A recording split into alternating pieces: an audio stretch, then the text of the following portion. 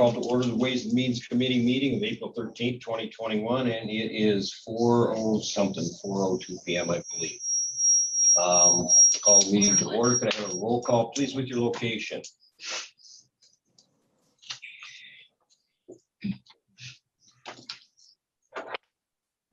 Anybody? Anybody? I'm sorry, I lost my sound here for a minute. Kristen, Commissioner Skolnick needs to get host privileges. He's calling me. No, I'm good. It just, I couldn't unmute it and I couldn't start the video. It's Okay, good. It started now, so I'm good. okay, so we're ready for a roll call then. Okay, Commissioner Brown, Here, Hall of Justice. Muskegon. Commissioner Hovey Wright, Here, City of Muskegon. Commissioner Hughes, Here, Muskegon County. Commissioner Laring, Here, Muskegon County Hall of Justice, where everyone else should be. Commissioner Nash, Here, City of Muskegon. Commissioner Pego, Here, Muskegon County Hall of Justice. Chairman Skolnick, here, City of Norton Shores. Commissioner Wilkins, Here, Muskegon County Hall of Justice. and Commissioner Sear. Here, City of Muskegon, Michigan. Item number 3, approval of the minutes of April 1st, 2021 committee meeting. So So moved. moved. Support. I have a motion and support. Any comments? Roll call, please.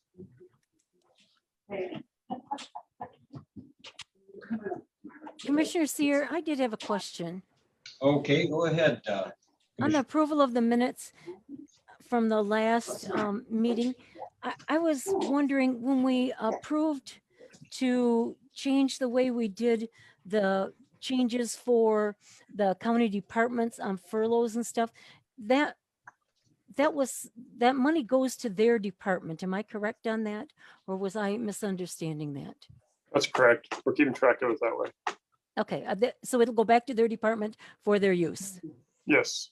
Thank you very much. I just didn't make sure I wanted to understand that. Thank you. Any other comments, questions? Roll call, please. Commissioner Hovey Wright, Yes. Commissioner Hughes, Yes. Commissioner Laring, Yes. Commissioner Nash, Yes. Commissioner Pego, Yes. Chairman Skolnick, Yes, Commissioner Wilkins, Yes. Commissioner Brown, Commissioner Sear. Yes. Minutes. Item number 4. These are presented today. We're getting a lot of feedback.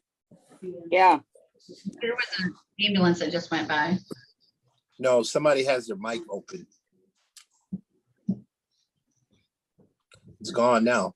Yeah, you sound all right, Charles. Thank you. No, it's back again. Again?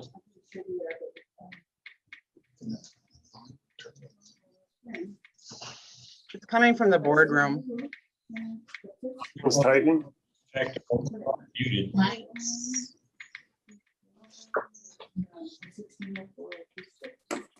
It's a lot of background noise. It's hard And to it hear. actually, yeah, it sounds like somebody's typing. There's nobody typing in here. Now it stopped. Someone was typing. Are we still getting an echo or not? Right. Not right now. Okay, let's move ahead if we can. Beth? Yes, yes. Thank you, Mr. Chair. This is Beth Dick, Director of Finance for Muskegon County. And this afternoon, we will be hearing from our audit partner from Raymond Robson, Paul Motz, to give you a report on our 2020 Comprehensive Annual Financial Report. First, I'd like to take a few minutes just to recognize the people that help complete this audit report. And that is my team in the accounting department, which consists of Dwight Avery, Angie Gashevsky, Carson Lehigh, Karen Miller, Jamie Burmeister, Patty Rader, Mary Jo Gentry, Mindy Menger, and Amy Rixey. They worked very hard in one way or another, getting all of the information pulled together for this to get completed, as well as people in the various departments throughout the county. They're all involved in this as well to get their invoices in and processed, as well as journal entries at year end that finalize all the numbers that go into this audit report. And I also want to recognize Brandy Carlson, the CFO for Help West. She has a separate audit that she goes through with BDO Seidman, but those numbers end up being included in this audit report as well. So her and her team should be recognized as well. It's quite a long process. We started the closing the books in October, and then we go through many months of getting everything finalized, and with the final result, getting the report in March. So it's quite a time-consuming process, and a lot of overtime goes into it. So I just want to recognize everybody that was involved in this process and thank them. And with that, I will turn it over to Paul Motz, our audit partner from Raymond Robson.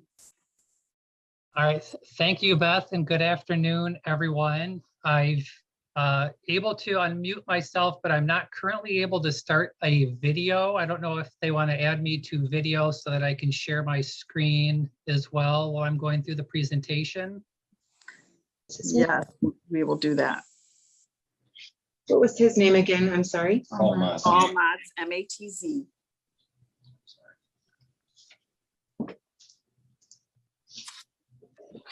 Please, sir. There we go. Now you can, you're all fortunate enough to see me as well, I suppose. And then I'm gonna go ahead and share my screen as well. So wonderful. So good afternoon, everyone. Gonna spend just a few minutes sharing the results of the audit for the year ended September 30 of 2020. And I did want to first and foremost sort of echo Beth's thoughts and her comments on the audit process. You know, we've continued to receive outstanding cooperation from county staff, both within the accounting department and beyond. And so especially in another year of doing an audit virtually, which certainly, as you can probably imagine, presents its own set of challenges. You know, again, I feel like they were very helpful, very accommodating, and we were able to issue everything on time, which is certainly, you know, successful as well, given all of the challenges that 2020 brought about. So I'm going to share a couple highlights of items I thought were of particular interest, and then I will, you know, certainly be happy to answer any questions that folks might have as well. From a high level, our goal as part of the audit is to make sure that your financial statements are accurately stated in all material respects. As part of the audit, we do a number of tests of transactions, of balances at the end of the year, to make sure that those financial statements are accurately stated. We also look at the system of internal controls, the who's doing what, review processes that are taking place, segregation of duties, and if we would identify any concerns or questions over the system of internal controls, we would report those as part of the audit process as well. So with that introduction, I'm gonna start with one of the reports that we issue, which is referred to as a Single Audit Act compliance report.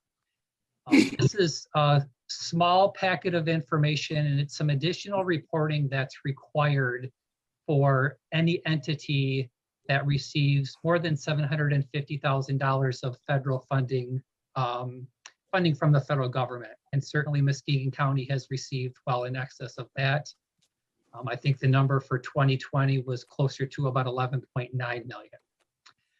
But what I like in this particular report is there's a schedule of findings and question costs. If you're following along, it's on page 12 of the report. and it provides just a good high-level summary of the audit results for the year, both regarding the financial statements and then also this additional testing that we have to do over the federal awards. And what you can see within both of these sections is that the type of auditor's report that was issued was an unmodified audit opinion. That is the clean opinion that you want to achieve during the audit process, that yes, we do believe the financial statements are accurately stated. We also report within this section any findings that we have over either the financial statements or the federal awards. And you can see here that we did note one finding this year regarding the financial statements. What that related to was simply there were a couple of audit adjustments that we identified as part of the audit. It's a pretty common occurrence to have, given that that's, you know, the purpose of why we're out there is to look at all the numbers and make sure they're accurately stated. So there were just a couple of adjustments, and anytime we have audit adjustments like that, we have to report those in this communication. So nothing from our perspective to be concerned or alarmed about. You know, overall, the audit process went extremely well, and to only have that one item identified is a pretty significant accomplishment in our opinion. I'll also note within this section that, you know, Paul, can I ask a question before you move on? You certainly may. Under material weaknesses identified, you have yes. Is that something that we need to be concerned about? So that relates to those audit adjustments that I just mentioned. There were just a couple of accounts where the unadjusted amount or the trial balance, the amount was not correct based on the supporting documentation that we received. Okay, so this is not a normal occurrence for us. It's not, and it was two isolated items. So, you know, it's one of those things where the county records hundreds of thousands of transactions during the year, and we found two that, you know, there should have been adjusted to. So you guys were very thorough. yes, not a Thank system. you. Yep, not a systematic issue or anything of that regard. It was really just sort of a couple of isolated items. Thank you.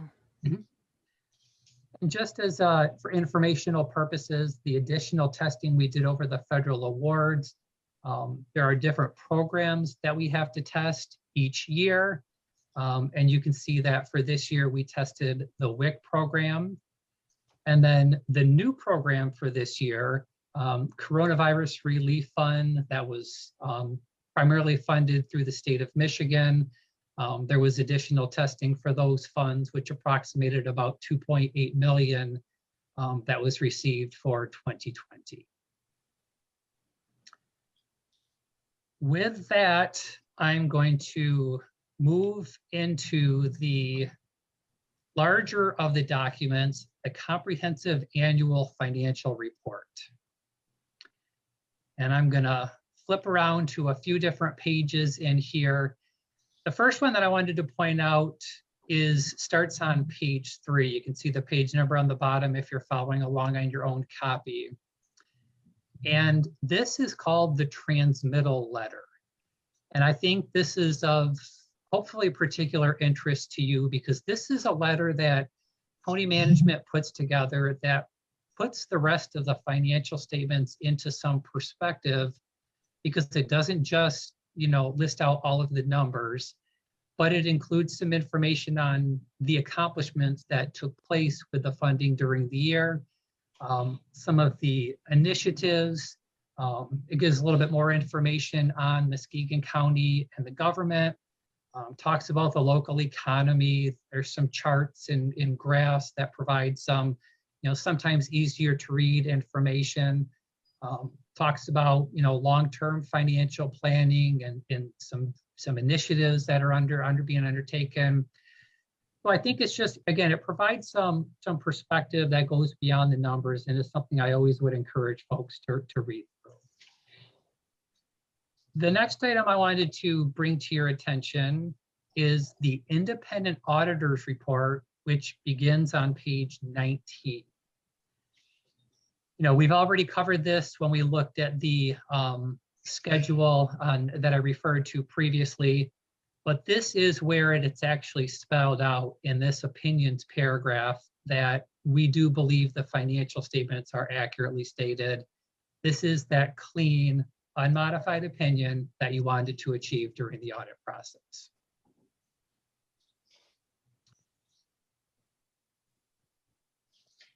The next section that comes right after that report and begins on page 24 of the document is called the management's discussion and analysis. And this is another section that I'll always encourage a board to review in some detail.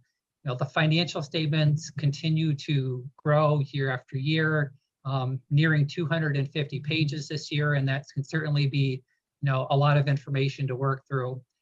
But what you've got here is, you know, around 10 pages of high-level summary financial information that provides information on the results and the balances at September 30 of 2020.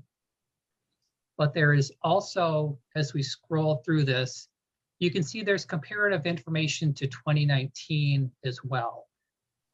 There's also some charts and some graphs here that provide some additional narrative. Beth and Dwight assist with putting together much of the narrative here as far as maybe why fluctuations occurred from one year to the next. There's a lot of good information here on the general fund and the general fund budget, talking about changes from the original to the final budget, talking about changes between the final budget and the actual results. So I think it's just, you know, another good section to get a good high level understanding of the financial results for the year. And there's even, you know, it touches on a little bit on next year as well. So the 2021 budget is mentioned here as well. So just provides that good historical but forward-looking perspective as well. The next page that I wanted to specifically touch on was the statement of revenues, expenditures, and changes in fund balance for the general fund. And specifically on page 46 here, we have the budgetary information presented here as well. So there's a column for the budget that was originally passed, the final amended budget, the actual results for the year, and then how those actual results for the general fund compared to the final budget. And as you can see here near the bottom, the actual results for the year, there was an increase in fund balance for the general fund of $1,624,712, bringing the ending fund balance to $11,570,784. And certainly you can see, you know, the final amended budget projected just a small increase in fund balance. And so the actual results were significantly better than that final amended budget. Well, if I Absolutely. that fund balance number, what percentage is that? Do you know? Yeah. So the 11,570 as a percentage of the current year expenditures plus the transfers out to other funds is about 21.7%. And I guess the other way to think about that is that's about 2.6 months of expenditures and transfers that are in the ending fund balance. When I know that 21.7% is above that minimum policy that the board has established. Thank you. Policy. What's the recommendation from the state or municipalities of our size or counties? The most common recommendation that we hear is to have approximately 2 months. So you're slightly above that recommendation. You know, certainly you're a large municipality compared to a lot of others throughout the state. But generally the recommendation that we hear from a lot of the bodies is to have about a minimum of about 2 months of ending fund balance. Thank you. Can I just interrupt for just a minute? That's the total fund balance, and that's not the unassigned fund balance. The unassigned fund balance would be on the previous page, I believe. So that number is actually 9,461,000 because there are some other amounts that are restricted and assigned or assigned. So there's a difference there. So thanks, Beth. That's important to know. Beth, can you tell me where the debt from Health West is in this? So what Health West shows is they show a deficit on their books. So it doesn't really show that it's,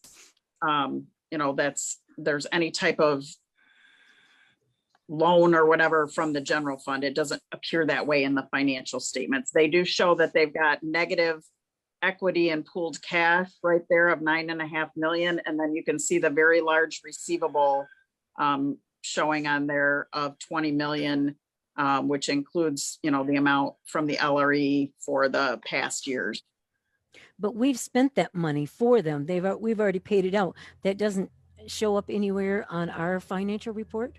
It shows up in the negative equity and pooled cash. Okay. Right there, that 9.5 million. Does that have any effect on our standings in our financial report? Mm-hmm. It's all included in any type of report that, if we were to go out for a bond rating, the information's all theirs. It just depends on how they interpret, the bond rating agencies interpret those things. So there's no effect on the report that we just got from Paul? No, they just include the information. So no, they've given us an unmodified opinion, which is the highest opinion we can get. Okay, but they do know that there's $10 million that we have not received in the last couple of years. Okay. Yes, they do know that. Okay, thank you. Beth, what page did you say the unassigned fund balance was on? I didn't catch that. Page 42. 42, thank you. And Beth, what percentage did you say that was? Just one moment. I've got it in the management discussion and analysis. Let me look it up real quick. 18.9%. We base it on prior year expenditures. So we're at the unassigned fund balance is 18.9% of last year's expenditures plus transfers. So we're right at the top of our board approved policy. Okay, you, and regarding Susie's comment, I think the Health West, somewhere I read in here, I don't know where, to be honest with you, but that over the 2021 and possibly into 2022, that there's a good possibility that we may clean up that deficit. I thought I read that somewhere in this report. I believe we do talk about it. There's a paragraph about Health West in here that we do mention that in the management discussion and analysis. Beth, I had a question. Yes. If the Health West debt was to get settled, would that money eventually ended up in unassigned fund balance? No, it would eliminate the unassigned deficit and Health West. It doesn't end up affecting the county general fund. It's all within the Health West column you're seeing here. Right, but once it's paid back to us, that wouldn't increase that balance? Not in the general fund. It's not showing as part of the general fund. It's all within the Health West column on the financial statements. It'll increase the county's overall cash pool that we have, the countywide cash pool. Okay.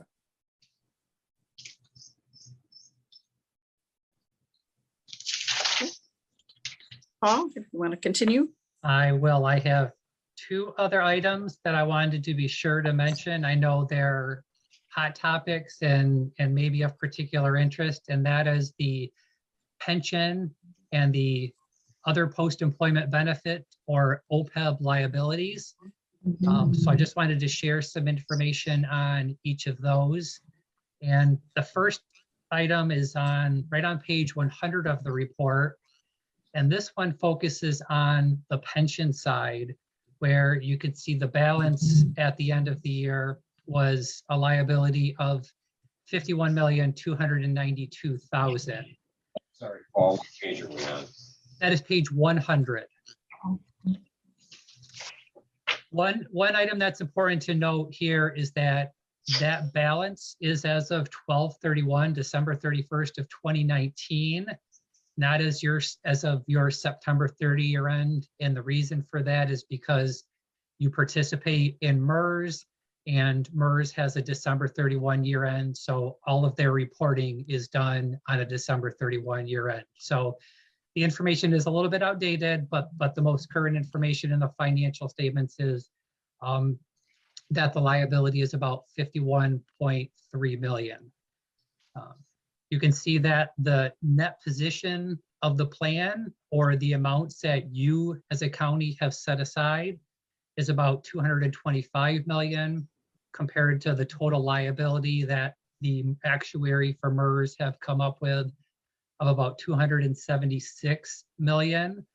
That's about 81%, I believe, that you're funded there from that perspective, which is well above the current state of Michigan requirement to be at least 60% funded on the pension side. So I have a question, if I may. Of course. Commissioner Larry. So last year, I'm trying to guess the month, I'm going to say it was October, maybe November. We got a report that the pension plan was 103% funded, and now you say we have a $51 million deficit.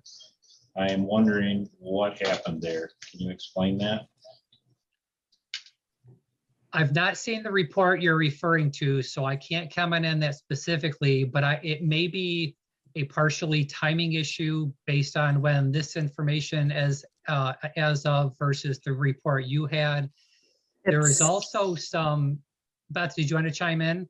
Yeah, the 103% was actually the other post-employment benefits, the OPEB. That was over 100% funded as of the end of last fiscal year. And if I'm sure you're going to talk about it next, Paul, but now that dropped down slightly to 93.1% funded. So there are two different things. One's pension and one's OPEB. Yep. And here is the OPEB piece, which you can see. Now, this one is as of September 30 of 2020, because this is your single plan. So it's based on your fiscal year end. You can see here the liability is about 4.2 million at the end of the year. And as Beth noted, then that fiduciary net position as a percentage of the total liability is about 93% at the end of 2020. Oh, when we choose, will you please let me know? I can't see the page numbers here. I'm sorry, that one is page 107. Hey, may I ask a question, please? So when MERS closes their books on December 31st, then this report won't be adjusted until next year, correct? Yes, next year we will have the information as of December 31 of 2020. And we will report that in your September 30 of 2021 audit. Okay, I have no idea how MERS investments did this year, but I suspect they were very good, based on how the stock market did this year. So that could change all of these numbers. Absolutely. And what I might also just point out, which may be of interest to you, is, there are, as you would expect, many estimates, many assumptions that go into the calculation of this number that MERS is doing. One of them is what they project as the rate of return on the investments. And that current rate is 7.6%. Well, part of what we're required to show in the financial statements, and this is on page 101, is what if MERS had decided to use a rate that was 1% higher or 1% lower than the rate that they chose?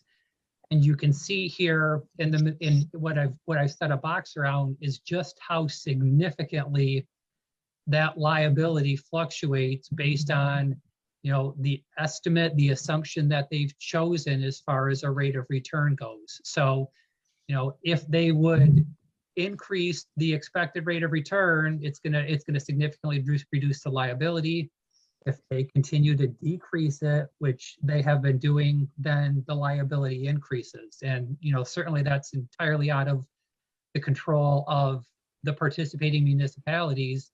But that liability number is very much subject to the estimates and assumptions that MERS is using. Okay.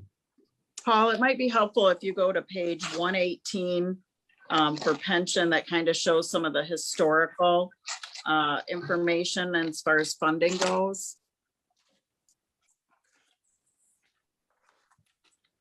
So make that a little bit easier for folks to read. So this is page 118, and if you go down a little bit, you can see the funding level there for the last several years.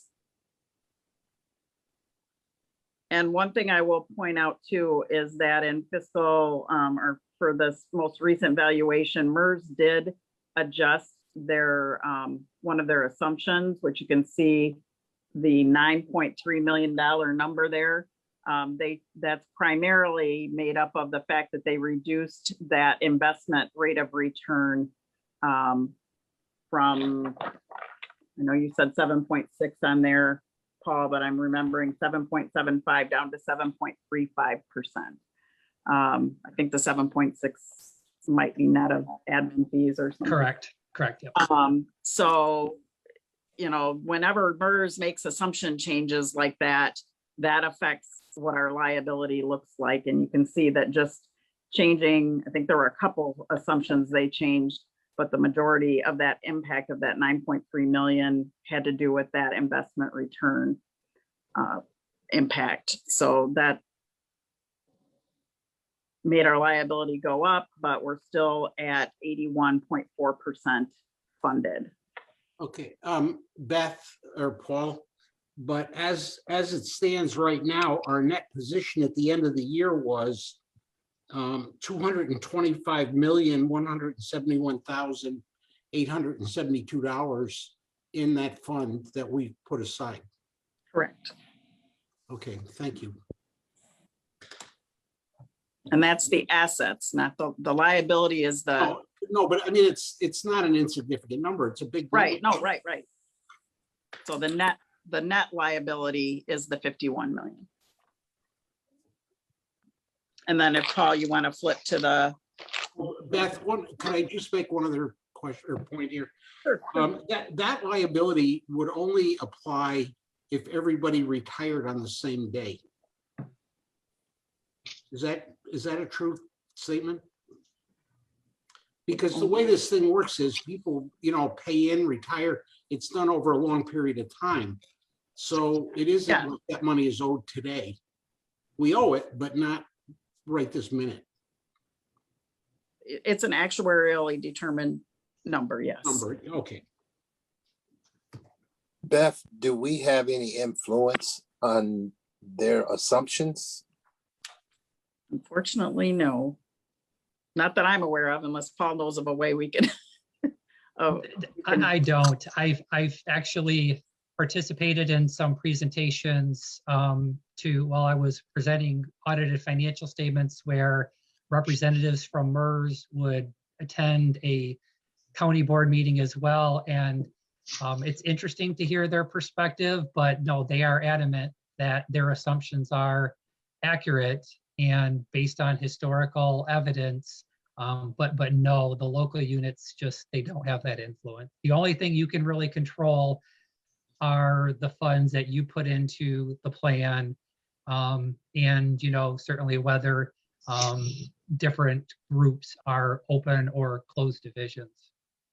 So if they decided to decrease our assumption, could we still pay in at a different rate? Yes, you can make voluntary additional contributions at any point. Which we have done. We did Right. that back in 2018 when we did a $6.9 million lump sum from wastewater. Okay. Yeah, it seems like maybe there's a steady number that we could find instead of having it decrease and then have our liability increase. I have a question for you, Paul, if that's appropriate. So I think in 2016, the county board bonded 40, I'm anecdotal, it's a long time ago, $43 million bonded it, put into the pension plan. If I recall correctly, it was a investment that was kind of promised to the board to pay 8%. And it looks like it's been paying about 6.69% on the OPEB. I am wondering how that is, if it was projected to pay 8. It looks, I'm a little disturbed that our numbers are from going from 103%. Now we're down to, I don't know what you said, 80-something% on OPEB. Is that being impacted by that bond that was taken out in 2016? So the bond was taken out related to the pension. I think what you're referring to is, and I'll flip forward a couple of pages here. This is the same type of information that's being presented, but for what's called the OPEB, which is the other post-employment benefits or the retiree health care. And here is where you can see, and this is on page 121. Thank you, Paul. You can see the fluctuation between 2017, when it was 45.5. There were some changes in assumptions that have taken place within the plan over the last couple of years, but this is the one that was 103% in 2019 compared to 93.1% in 2020. But this is not the plan that the bonds were taken out related to.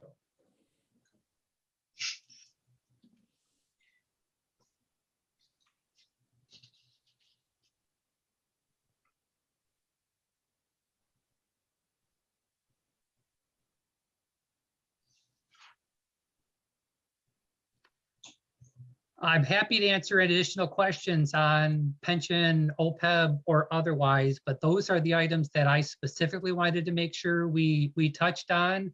Again, happy to answer any questions, or Beth, if there's something that you think was of importance that I should have mentioned and didn't mention, feel free to add anything there as well. I think Marcia has a question for you, but you're muted, Marcia. You can't unmute. We're working on it, Marcia. There we go. Okay. I'm unmuted. Okay, so on page 121, where it shows the OPEB percent from 40% to 103%, what caused that huge difference if it wasn't the bond? Beth, I'm wondering if you can chime in on that one, because I know that you worked with the actuary to change some of the assumptions inherent in the plan. If you can maybe share what those related to. Yes, so back in 2019, you can see that's the year where there was a significant. That was primarily due to, there were a couple things, but one of the big things was the board approved a change in the vendor that we used for Medicare Advantage for our, just everybody make sure the term OPEB, I know it's kind of it's an acronym, but it stands for other post-employment benefits. And what it really represents is insurance, medical insurance, medical dental insurance for retirees. So yes, what happened was we changed our plan with Medicare Advantage to a different vendor that ended up saving us a significant amount of money in terms of the amount that we had to, premiums we had to pay, as well as during the negotiations for the union contracts. We switched the plans that any new retirees could pick from that point forward. We moved to an HSA plan instead of the what we used to call the 2P plan, the high cost Cadillac plan. So those two things combined are what really affected that increase in funding level. Thank you. You're welcome.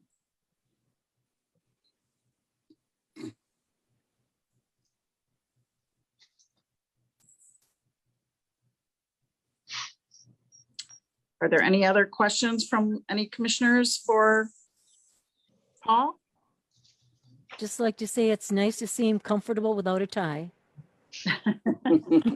I did debate tossing it on. It was a little bit awkward with my kids coming in here and they're seeing me in front of the TV with a tie on. So I decided against it this afternoon. I'm glad you did. It's nice to see you comfortable. Appreciate it. And I realize this report is a large report with a lot of information. So if commissioners, if you as you have time to really look at it, if you have any specific questions that you would like to ask me, at a later point in time, I would be happy to answer them.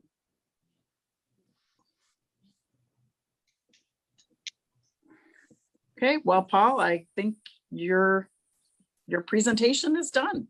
All right. Thanks again, everyone. I appreciate your time. And thank you Thank all you. the staff that worked so hard on this. This is an amazing document and result. Thank you.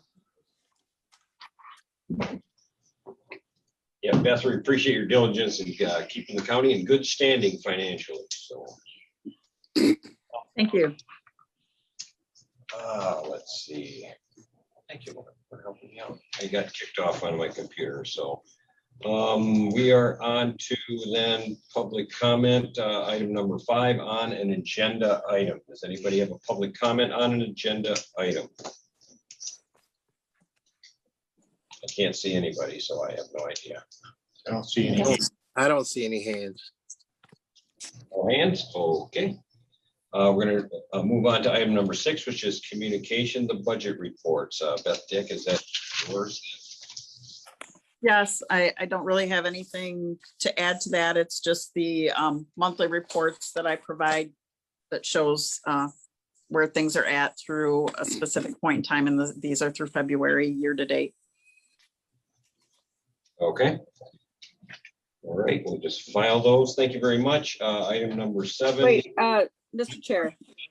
I would just, is it possible to do those financial reports with a larger font? This is speaking from the senior section here. It's very difficult for me to read these.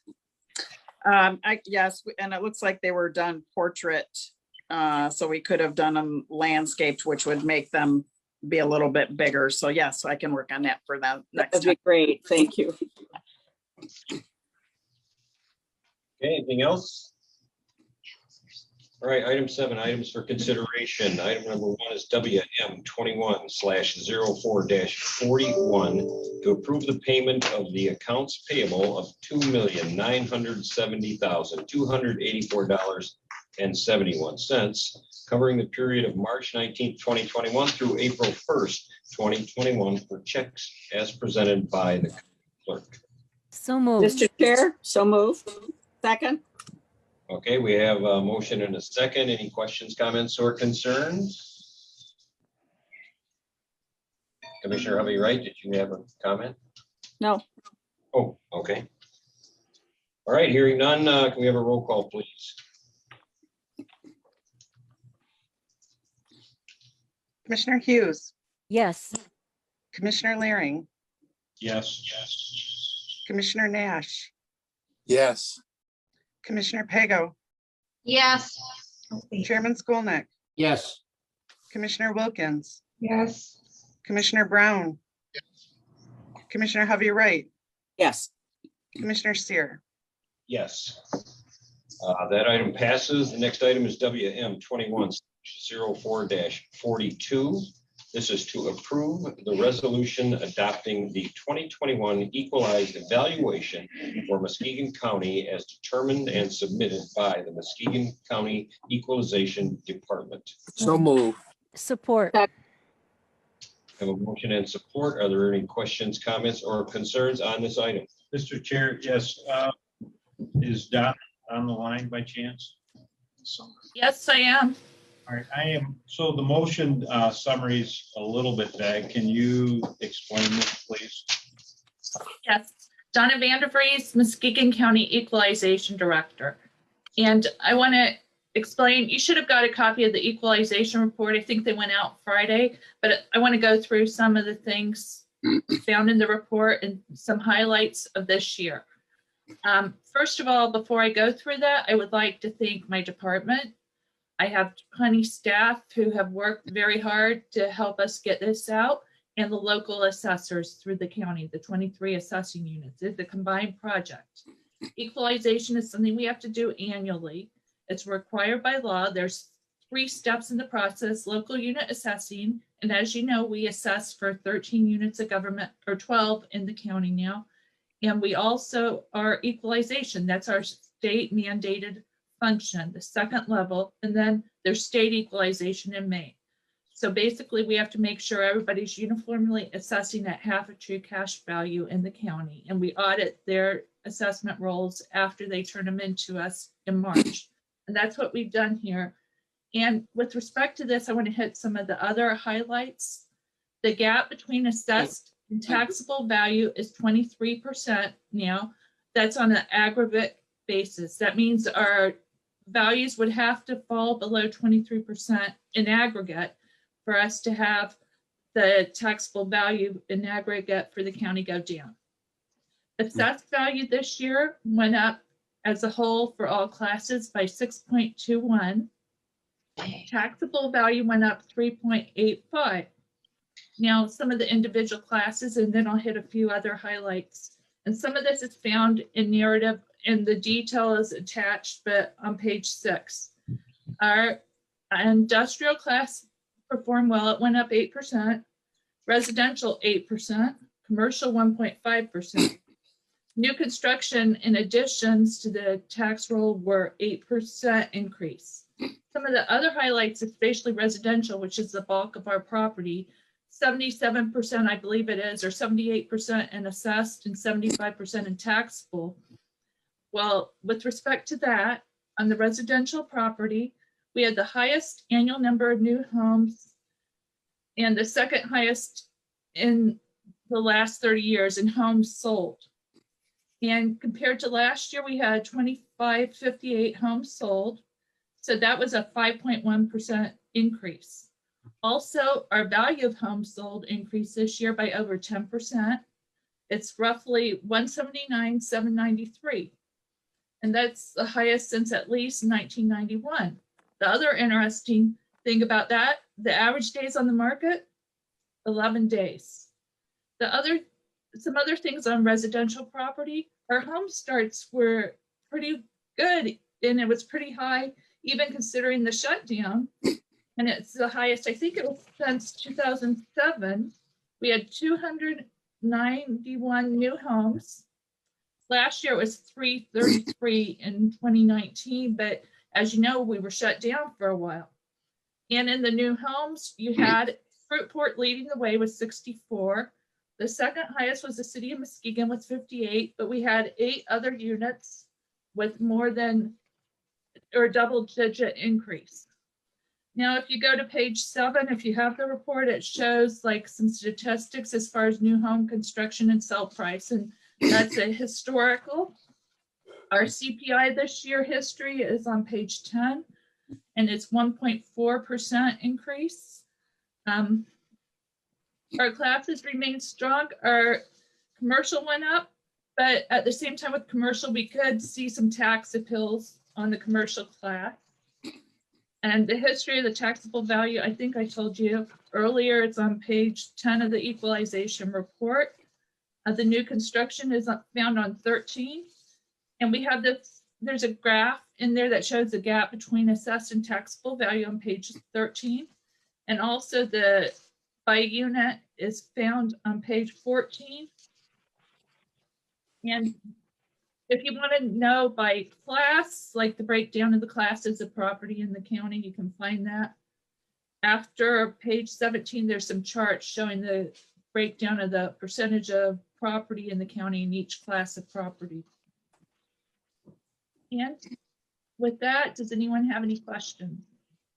Donna, can you, how did agricultural property do in the county? No, a sec. I mean, ag, industrial. 2%. Hold on a sec. If I have Dan on here, he might know roughly. I think it may have increased. The one thing with agricultural, I think it at least held steady, if not increased in value.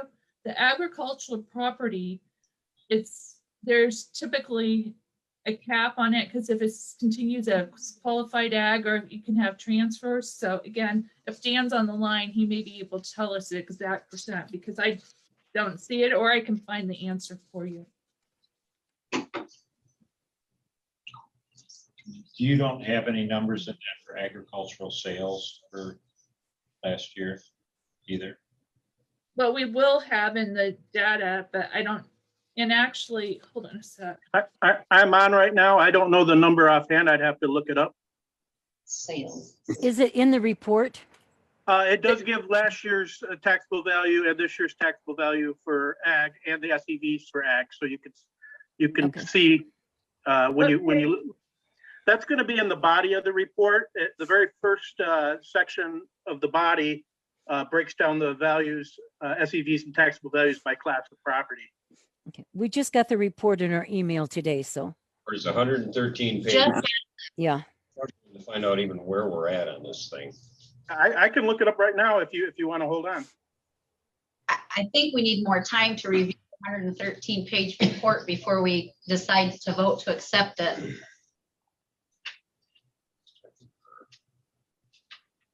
Donna, are you under a time constraint for approval of this resolution? Yes, it has to be approved this month into the state. There's strict guidelines and we have to wait for the local assessors to get us data to be able to audit. So and if some of them, and we have had, at least this year, I know at least one was late. We're waiting for the local assessors to be even able to even audit.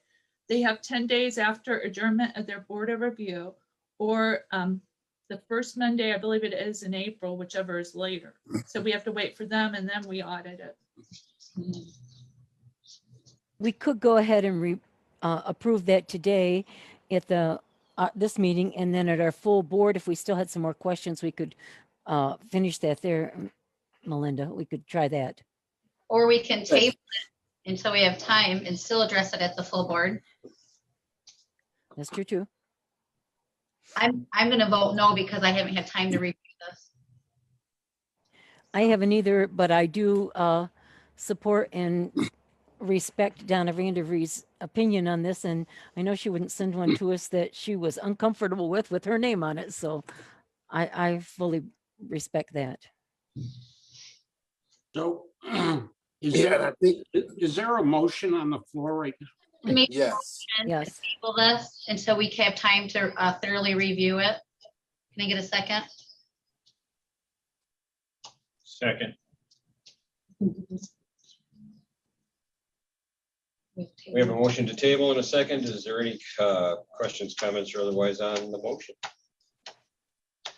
I think that I agree with Susie. Donna has done exemplary work over the years with equalization. And it sounds like we're under a time constraint, and I don't want to see this be late at all. And I know she doesn't either. Why did we just get this an hour or two before the meeting?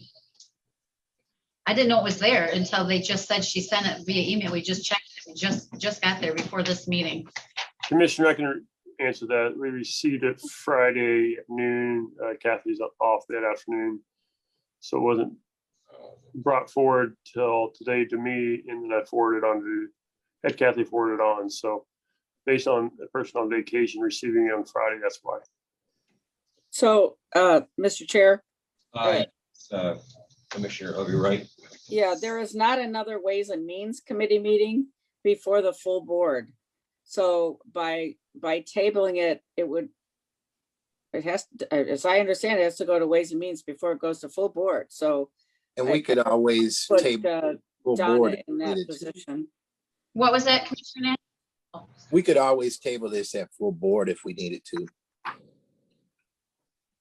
They has to, the first Monday is April is their first meeting, and then after that, they have to approve it. I believe it's the last Monday in April, or not May, I'm sorry. They have strict deadlines, so this has to be approved for the state by a certain time. too. Right, and I agree. I was just saying that, the commissioners have time to review this up until the next board meeting. So, there's some time still. So we can approve it now and then make the decision after we have time to Correct. read. Yeah. Correct. Commissioner Seer, may I have a comment, please? Commissioner Hughes, go ahead. Melinda, were you were asking to just table this until full board, correct? Correct. Yeah. So I guess we really don't have to table it. We can go ahead and do it at full board one way or the other. So Good I just point. wanted to make sure that Melinda and I were on the same page. So thank you. Thank you.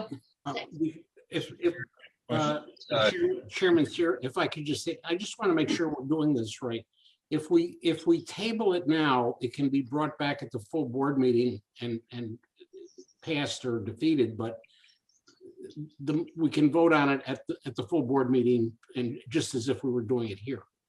Is that correct? Is Mike Homier on the phone? Yeah, I'm here.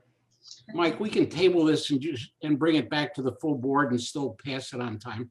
Yeah, the way I would prefer is that, going forward, I know this is just semantics, but going forward, I just recommend that these be a motion to postpone, particularly when you're referring it to the full board. Okay. Yeah, just an FYI, motion to table is not debatable, so we have to vote it up or down according to Robert's rules. Thank you. Still has something to say. Okay, Mr. Homier, I guess would you please enlighten me? I didn't really follow you. Yeah, so a motion to table is a specific action that requires then a motion to remove it. And generally that's an indefinite motion for something you intend to take up later in the same meeting, whereas a motion to postpone I'll revise my motion and say a motion to postpone to full board. I think I was on that motion, so I'll withdraw mine. Oh, Realistine had the same motion also, she said. I just don't think we heard her. Thank you, Realistine. Okay, Seven seconded. and now we can refer it. Commissioner Laring seconded the motion. Okay. Will you second my revised motion? Do I need to retract my original motion to table? I thought yours was the support. I'm sorry, It maybe I was. misheard. It was. Do I need to withdraw that or are we done? You can withdraw that and support the motion to postpone. Okay, I will withdraw that supportive table and offer support to postpone. Okay, motion and support. Do we have any other discussion on this item? And this is postponed to full board, correct? That's what I revised my motion Yes. to. Okay, any more discussion? Roll call, please. Chairman Skolnick, Yes. Commissioner Wilkins, Yes, Commissioner Brown, Yes, Commissioner Hovey Wright, Yes. Commissioner Hughes, Yes. Commissioner Laring, Yes. Commissioner Nash, Yes. Commissioner Pago, Yes. Commissioner Seer. Yes. 42 is postponed. The next item is WM 21/04-43 to waive the procurement policy and authorize DLZ to provide a facility condition assessment for the county-owned building for a not to exceed cost of $50,000 and to authorize the board chair to sign the agreement. So moved. support. I have a motion and support. Any questions, comments? Yes, I have a question, Mr. Chair. Yes, Commissioner Hughes, go ahead, please. Why? Mr. Farah, can you answer that question for us? Yes, Matt Farah, Public Works Director. In light of the potential that American Rescue Plan funds can be used to do capital improvements on county's facilities, one, we want to be prepared for that because there would be a timeline on that should the board move forward. Even if there wasn't these funds potentially available, staff would like a facilities condition assessment. So when we do get funding to do capital projects on county facilities, we are doing them in the correct order, have accurate cost estimates and the like. I guess I want to know why we're not going out for bids on this.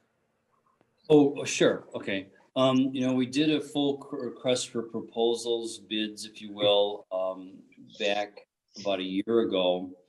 The board chose not to move forward at the time. The reason that staff that I'm asking to waive procurement and just accept, the firm that was selected last time through the process is just timing. If I read correctly, the American Rescue Plan Act of 2021 was funded to be spent in 3 years. That is essentially zero time trying to identify projects, get engineering done, get bidding done on them, and have that money spent on construction. That's a very, very tight window. So to go through the procurement process to select a firm to perform the facilities condition assessment could slow us down by at least 6 months, in my opinion. I guess my concern is that you've got $25,000 that we're supposed to seek procurement level quotes, and you're asking us to double that and hire somebody for it. So yeah, I have a little concern over that, Matt. Procurement policy, we can, go down that road, but we've been down the road, a year ago, and the process, the board prescribed process did result in a high-ranking firm as far as qualifications went, which was also the least expensive firm. We're just asking to use that procurement, use the qualifications submitted previously, and use it now. Is all we're asking. Mr. Chair, if I could make just a quick comment on this. I sat in on the Ways and Means agenda review meeting, and I think that's where this was discussed. But it took about 6 months to get, the first time we did this, the last time, which was about a year ago, I think it took, and Matt, you're going to have to back me up on this. I think it took about 6 months to get responses to the request for bids on this. So he used the exact same vendor, but wanted to try to expedite this. And it doesn't even mean we're going to do it for sure. But if I remember right, when I saw the property list, I thought there were 59 major kinds of property that the county owned, and there really is no list of what needs to be done on what and when. So every time, we kind of lurch around from emergency to emergency. I think this is the right thing to do, and at least we know what the priorities should be, and we'll get to decide that. May I have a question, Mr. Farrar? Yes, Commissioner Hovey-Wright. Yes. First of all, why did we not move forward on that study in May of 2020? I can't remember. I don't necessarily recall a specific discussion, but the board, voted not to do that. Does anybody recall why that wasn't pursued? I mean, this makes sense. Timing wise, it makes sense. I just was curious about the history there. Okay, and I would agree. I had this conversation with Mr. Farrar, and it's critical that we get some condition assessment on county properties. Some of them are coming into somewhat of disrepair, from what I understand. Also, to get this under the American Rescue Plan, there'll probably be some dollars available there, which would be very helpful. The quotation or request for proposal is maybe a year old. I can't imagine it would even change that much now over that period in time. So I think we should recommend going ahead on this. Yeah, I would agree, Mr. Chair. Okay, yes, Commissioner. Yeah, I had another half to my question. I noticed that the Hackley Administration Building was removed from this process. And given the fact that there's this money available from American Rescue Plan Act, it seems like we might want to reconsider that. That kind of changes the picture for that building if we need it. Yeah. I Yeah. If I have a may, question too, if I could. Wait, I wanted an answer Go ahead. first. Who's up here? Would be Matt or Mark? Okay, I believe this, it's all coming back to me now. I believe this didn't pass in the first place because the Hackett building was part of the program. So I think that's why it's not included in this. Well, that's exactly right, Mr. Chairman. That was it. No, somebody's gonna second it. I second. Okay, we have Commissioner Laring has called a question. Commissioner Baker seconded it. Guess we proceed with a vote. Commissioner Nash, Is this a vote on calling the question? Yes. That's be 2/3. No. Commissioner Pago, Yes. Chairman Skolnick, Yes.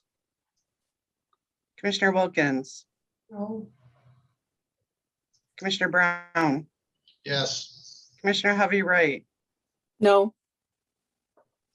Chairman Hughes, or Commissioner Hughes, I'm sorry, No.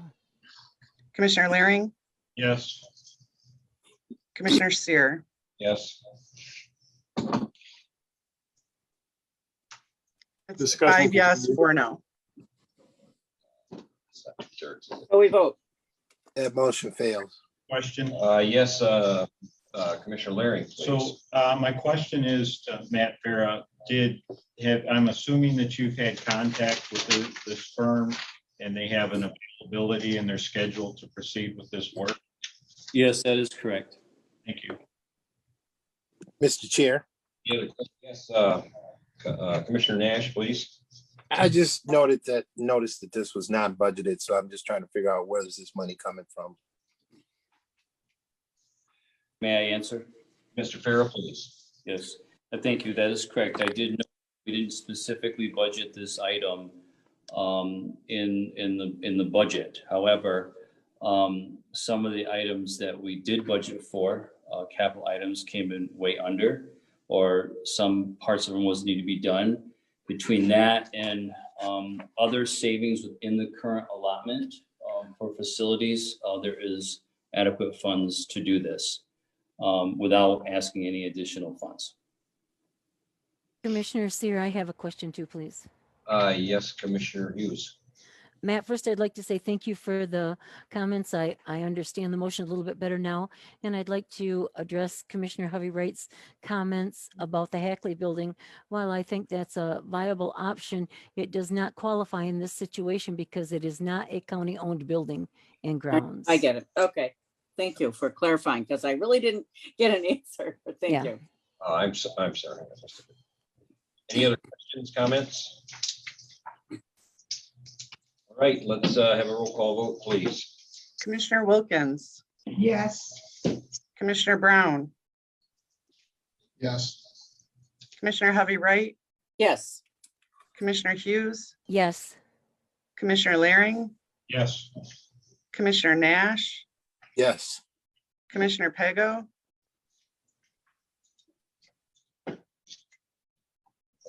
No. Chairman Skolnick, Yes. Commissioner Seer. Yes. That item passes. We'll move on to WM 21/04-44, which is to allow the IT department to renew the Trend Micro Antivirus software agreement for 3 years and authorize the board chair to execute the agreement. So So moved. moved. Support. I have a motion and support. Any questions, concerns, or otherwise? Comments, anyone? Hearing none, roll call vote, please. Commissioner Pago, Pass. Chairman Skolnick, Yes. Commissioner Wilkins, Commissioner Brown, Yes. Commissioner Hovey Wright, Yes. Commissioner Hughes, Yes. Commissioner Laring,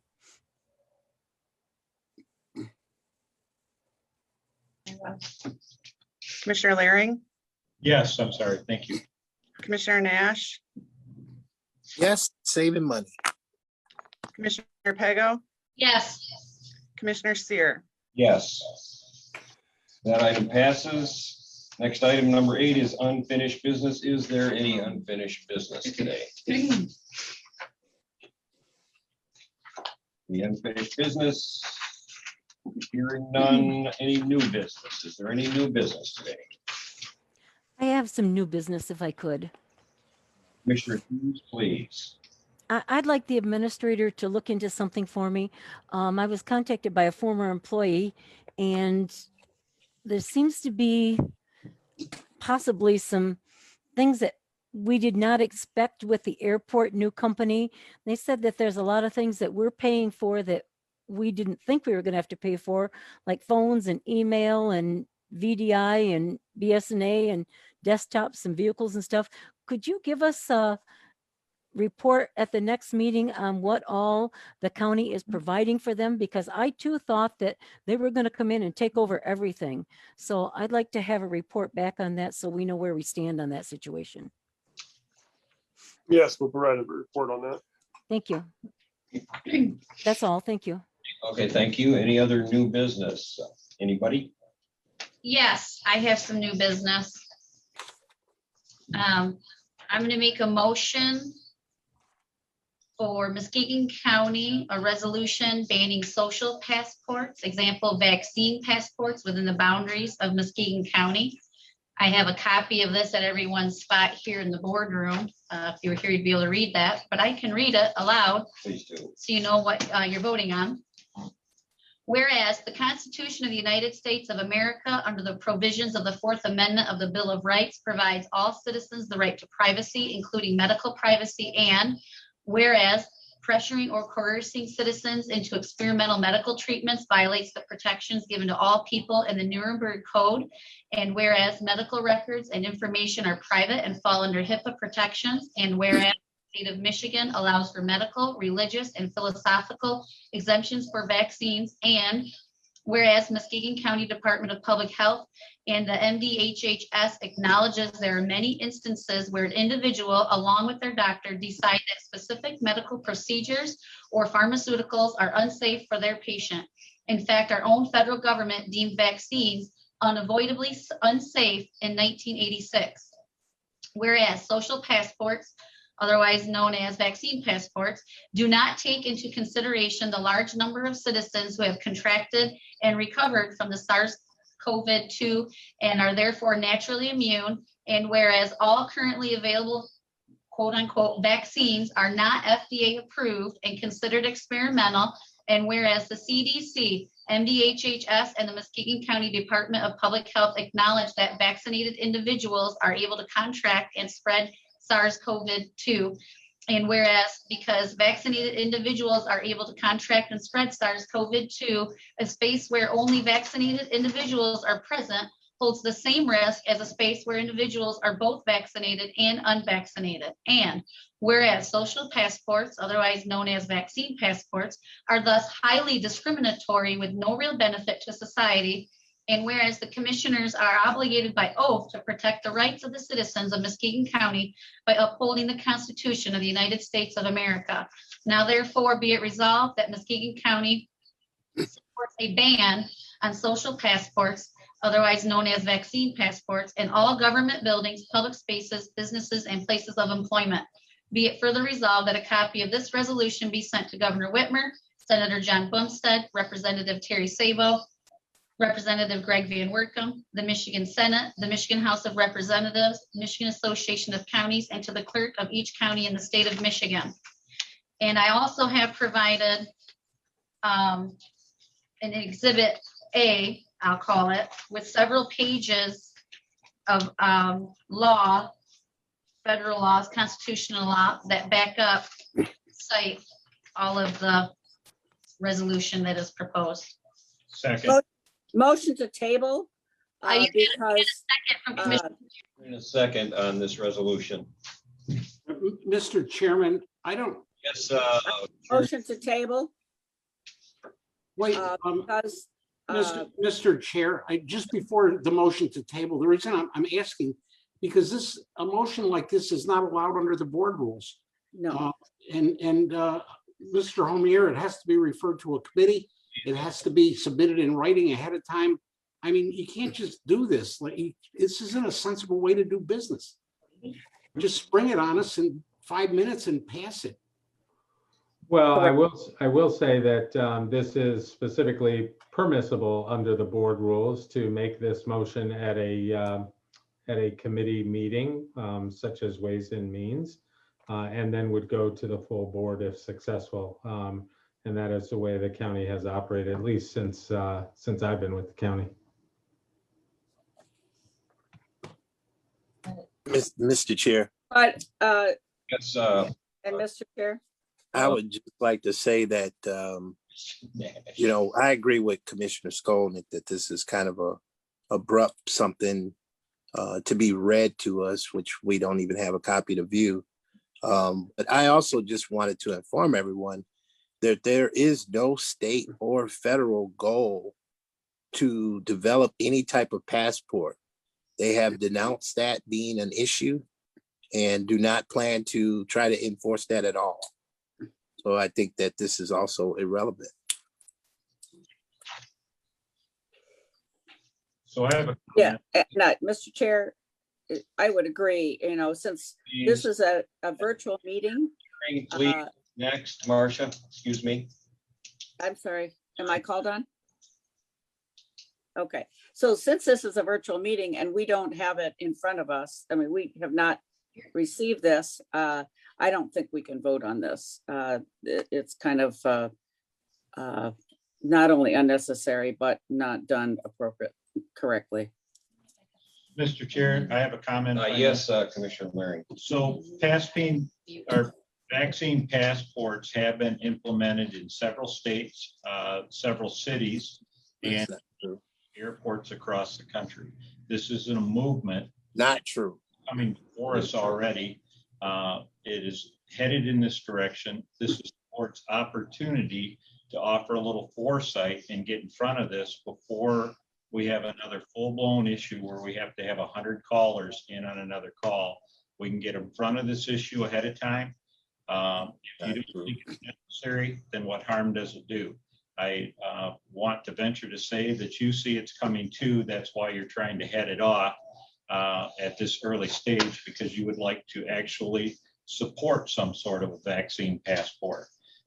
Chairman Skolnick, you actually mentioned in the last board meeting when we had multiple callers come in that you would support a ban on vaccine passports. So those were your comments to some of the public callers, and I would expect you to uphold your word that you said in the last full board meeting. Thank you. I did not say that. Mr. Chair. Mr. Chair? Yes, Commissioner Hovey, right. Yeah, the biggest problem I have with this resolution is that it's filled with misinformation. And we can't possibly pass this when it's filled with misinformation.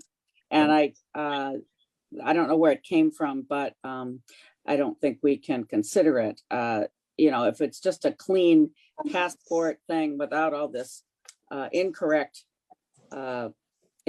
information, that would be another thing, but this is too full of misinformation. What misinformation are you referring to? Yeah. Well, I can't quote it because I don't have a copy in front of me. If you're in your chair, you should quote it. Mr. Chair. Yes, Nash. I'd just like to clear the air that no one knows how I'm going to vote on this topic. So I hope they do not speak on how I would vote on it. But I do think it's unnecessary because this question has been brought up to the federal administration and others, and they have debunked this over and over again, that this is not going to be regulated. So I don't know how we got airports and other places that have them. I think there is some misinformation in this discussion, but I just think it's unnecessary. Mr. Chair, I have a question if I could. Yes, Commissioner Hughes. And this is for our corporate counsel. I was under the impression that if a motion was presented to the board and a full copy of it was given to the secretary, that was an acceptable way to present a motion. And it was read to us in full, and I'm assuming that a written copy is available to the clerk. Is that how our board rules read? Well, your board rules simply say, at least in this context, that a motion on a substantive county matter cannot be made for the first time in front of the full board. But because this is Ways and Means, that motion could be made here, although I don't know whether or not the clerk has a copy of the written resolution or not. I can speak to that. The administration does have a copy. He was given a full copy. It's not worse, yeah. I gave it, Can I vote yes? let's clarify that. I received a full copy a minute or two before the board meeting. Since then, I just sent this, I had Kathy just send this out to those who are not in the boardroom. So as we're speaking, people are getting copies of it. Unfortunately, I'd have to get off this meeting to receive that copy, as I understand it. Well, I'd have to leave the meeting to receive something just sent.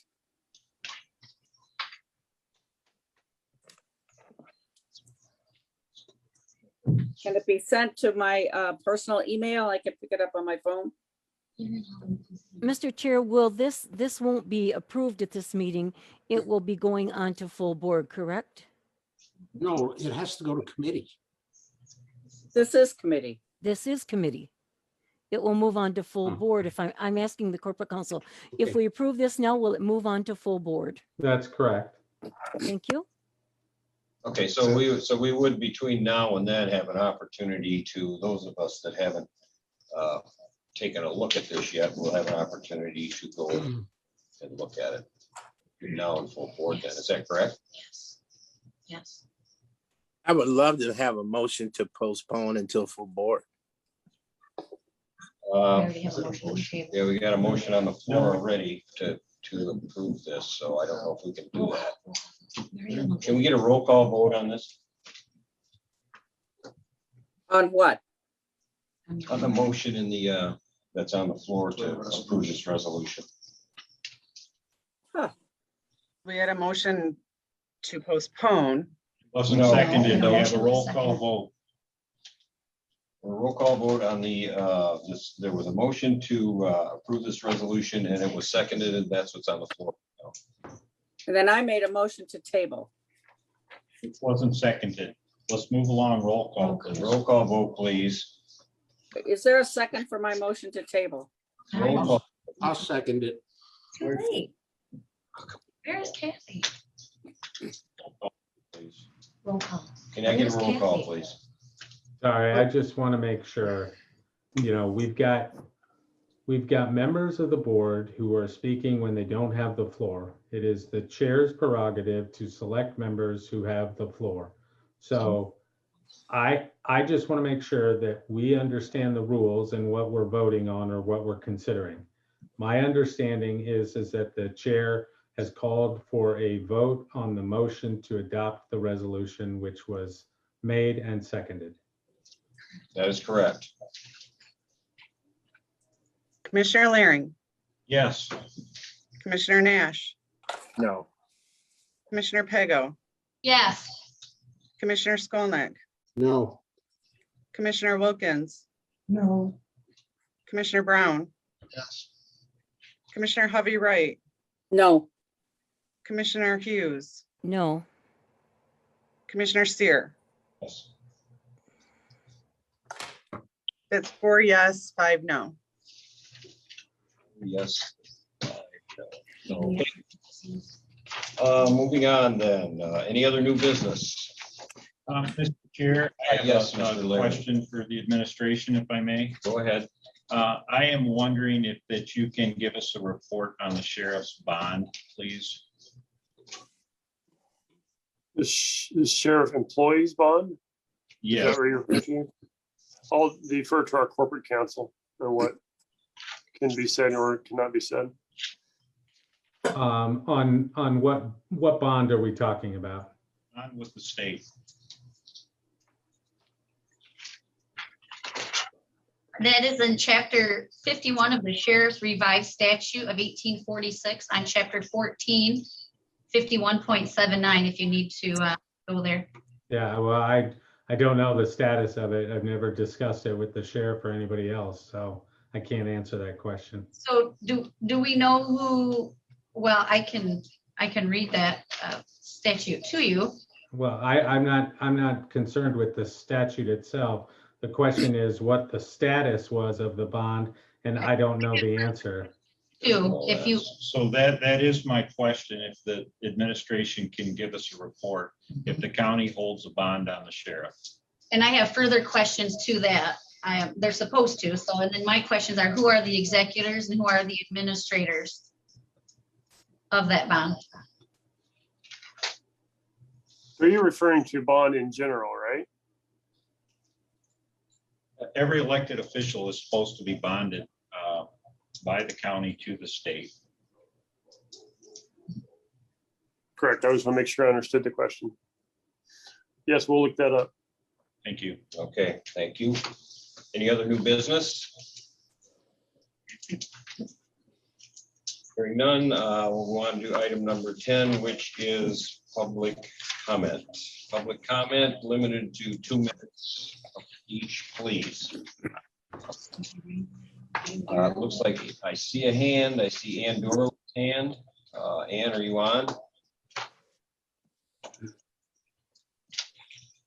Now I see a hand and I have no idea whose it is. Mr. Administrator, do you see hands out there? And I do. Ann, you're correct. Andy Orman has her hand up. If you want to go first. Go ahead, Ann. And you should be live. You're not. You're muted now, Ann. Can you unmute yourself? I can't see what's going on. Go ahead, Ann. Ann? Thank you. Yes. We can come back to her. The next one is Ken Hildebrand. Ken Hildebrand, yep. You're muted. Hello, can you hear me? You just muted your stuff. He's good. You're gone now. Oh, he's I'm here. Okay. I'm here. Can you hear me? Go ahead. Yep, we can hear you. Go ahead. Okay. So I'm 100% for passing a resolution to ban the social passports. It's actually your opportunity to show that you're not for discrimination or division, as I've heard in the past. So if like I've heard, it's an opportunity for us to get ahead of it and set a precedence before it comes this way. The ball is already rolling in other cities. There's no question about it. So this is an excellent opportunity for you to show your true colors and who you are. That's it. Thank you. Thank you. Next is Ann. Are you on or not?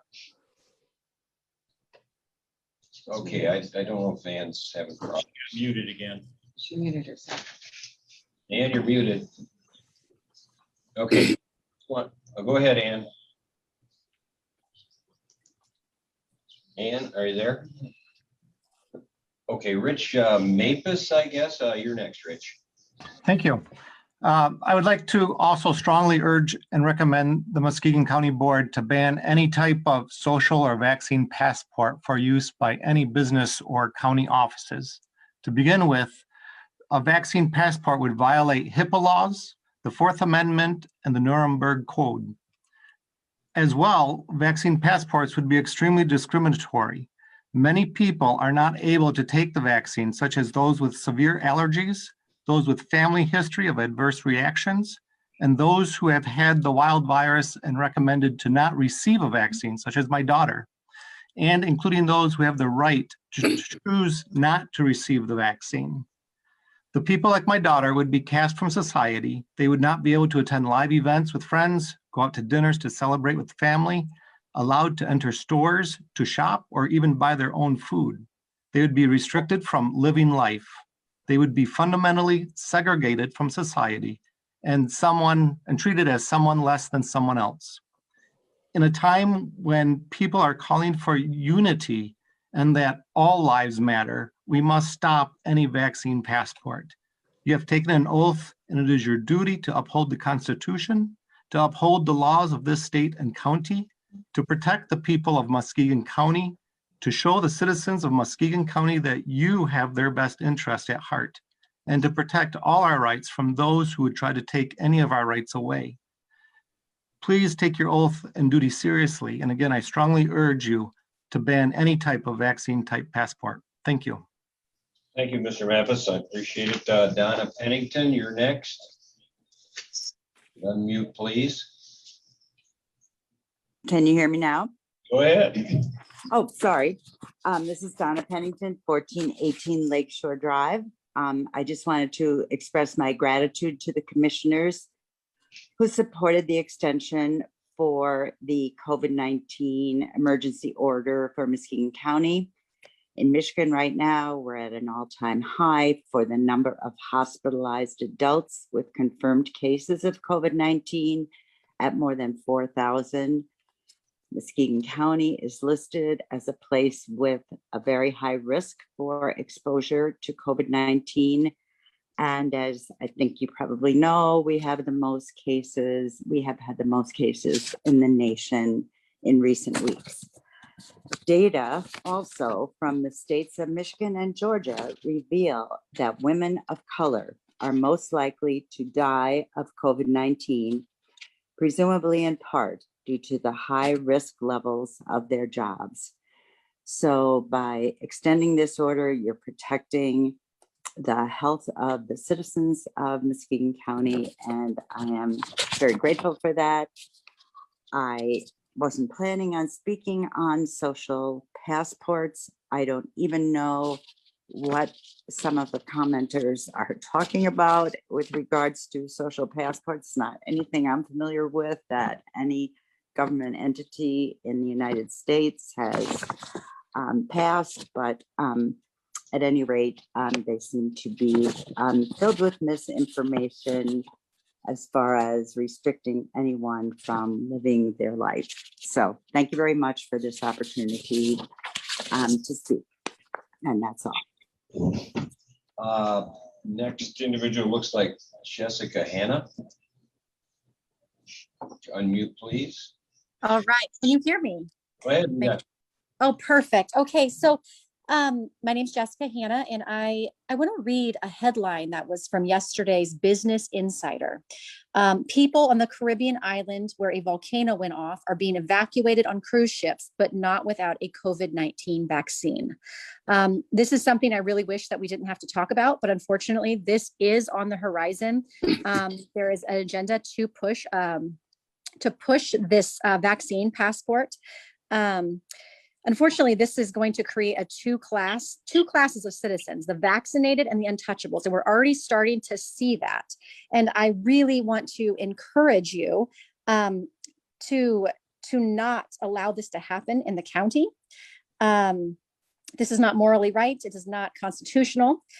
In particular, the Section 1 of the 14th Amendment, which states all persons born or naturalized in the United States and subject to jurisdiction thereof are citizens of the United States and of the state within they reside. No state shall make or enforce any law which shall abridge the privilege or immunities of citizens of the United States, nor shall any state deprive any person of life, liberty, or property without due process or of law, or deny to any person within its jurisdiction the equal protection of the laws. A vaccine passport denies a person's basic right to life, liberty, property, and equal protections under the law by stipulating that they must have a treatment that should be voluntary.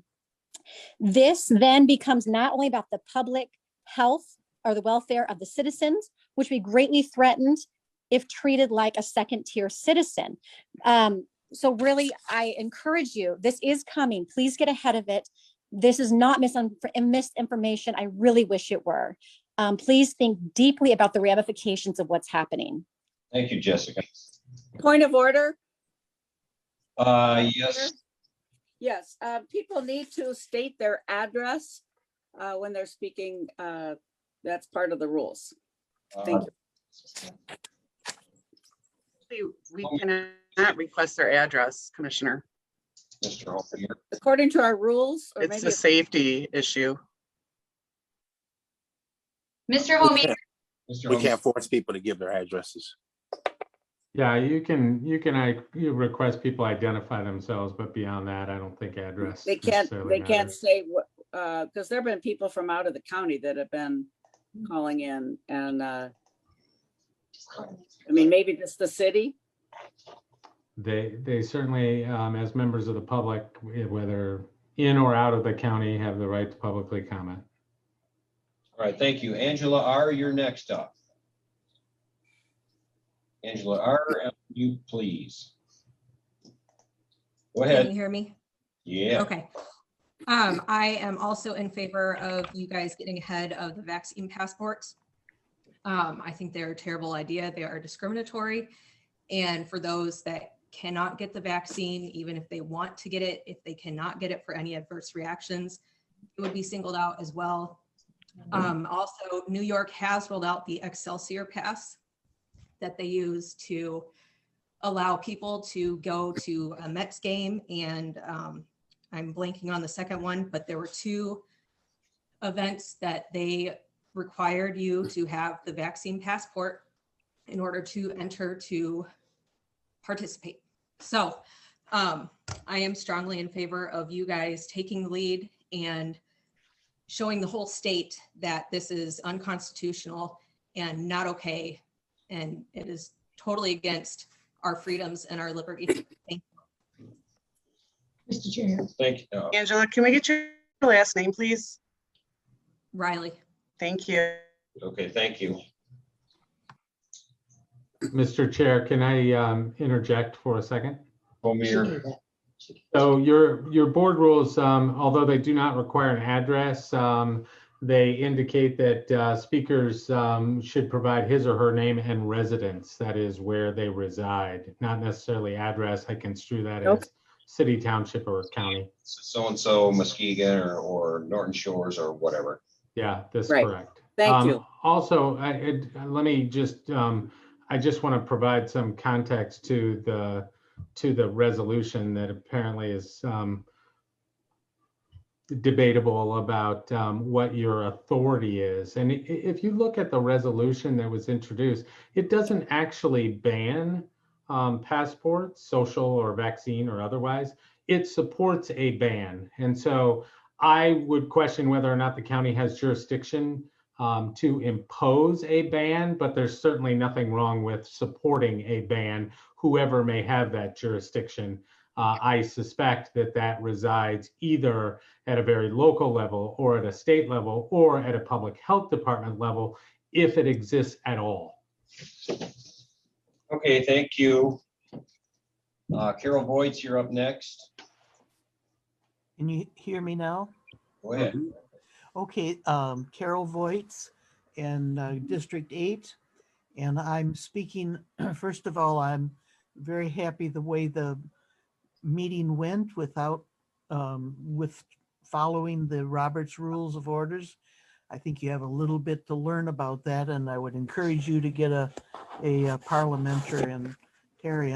But then on the subject of the passport, I think there was a lot of misinformation and it's too confusing. I would recommend that you table this or even just don't accept it right now and do some research with the CDC things and what's happening truthfully in the country before we jump on the bandwagon and get too excited about what it's going to do. I don't think it's against our constitutional rights and things like that. So that's all I have to say. Thank you. Okay, thank you very much, Carol. The next is Ken Hildebrand. Unmute. You already spoke. Yes, this is not Ken Hildebrand. It is Toby Hildebrand. I did not know how to raise my hand on my phone. Okay, where do you live?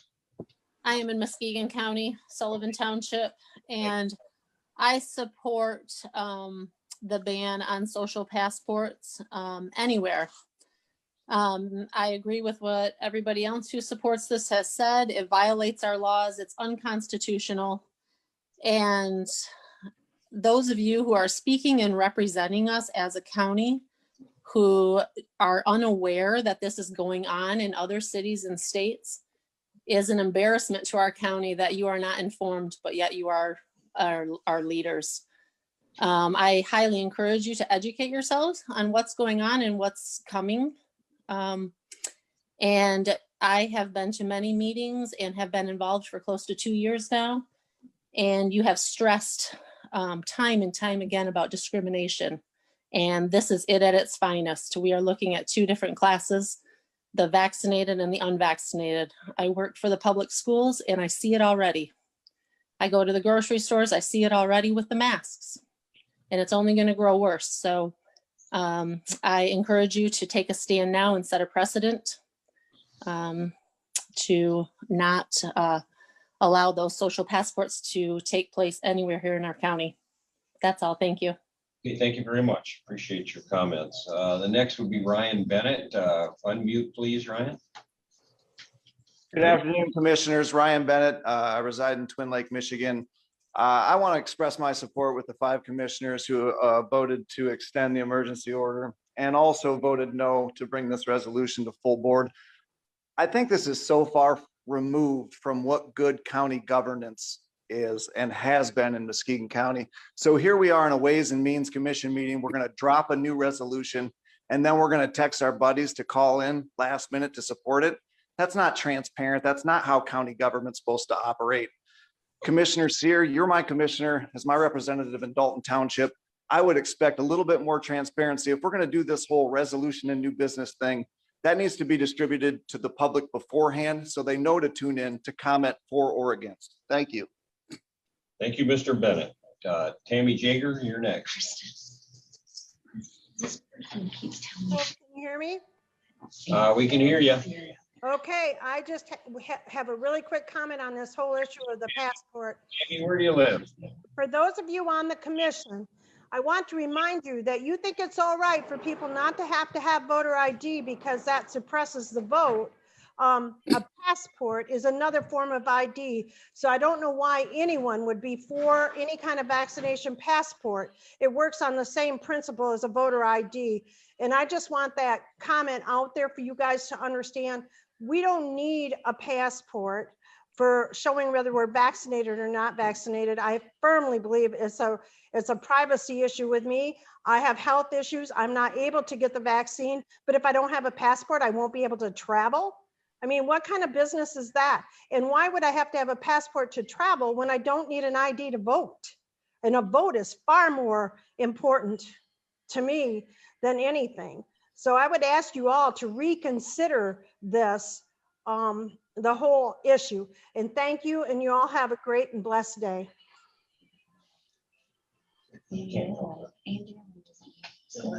Okay, Tammy, thank you. Next, I see Ann Gerwin, your hand is up. Can you unmute yourself? You are unmuted. Go ahead, please. Ann, are you there? Okay, how about Michelle? See a hand up, Michelle. Would you like to speak? Finally. Gone. Okay, I don't see any more hands. Any more hands? Any more public comment? Josie James, go ahead, please. Unmute, please. Josie James, Michelle, you're unmuted. She's not, she doesn't have her. All right, Josie James, go ahead. Hello, everyone. I'm Josie James. I'm from the city of Muskegon. The passport issue, I just like to comment on just very briefly. I'm not really sure how you can compare voter ID to passports, but I do know that basically that this is a community issue. I believe even Typhoid Mary was incarcerated because she couldn't stay at home and she was running around infecting everybody. So I'm not really sure where rights begin and where rights end. So I haven't come to a conclusion about that.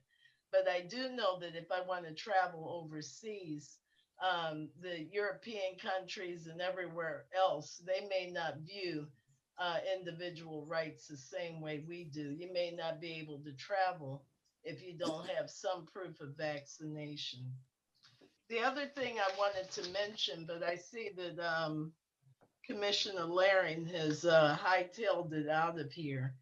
But I'm a person of color, and I did see his comments in the paper about wanting to secede from Muskegon County because he felt that too much money was going to the inner city, otherwise known as where Black folks live, and not enough money was going to the rural areas where most of the white people live.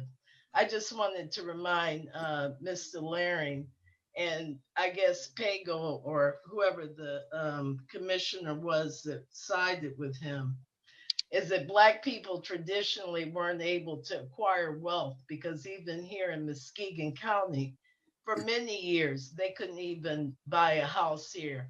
And everybody knows that buying houses is the start of generational wealth.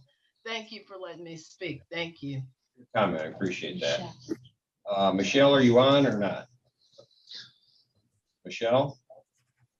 No, Michelle. Okay, I have a phone number here, 616-836-3323 with your hand up. Go ahead if you can hear me. Go ahead. Hi, can you hear me? Yep. Okay. Thank you for hearing me today. My name is Michelle Nix. I'm asking you to pass a resolution banning social passports from businesses, public spaces, government business offices in Muskegon County. These are being used in Detroit today.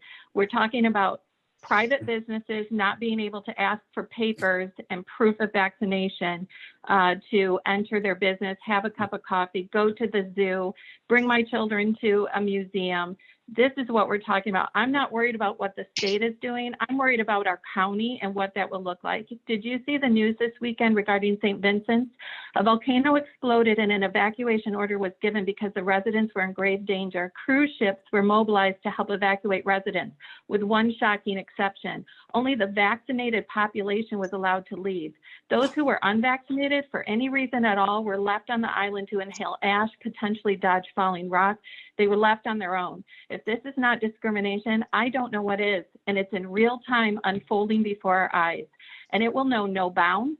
Vaccine passports will affect every social, economic level. It will affect every religion, every race, every gender, every sexual orientation.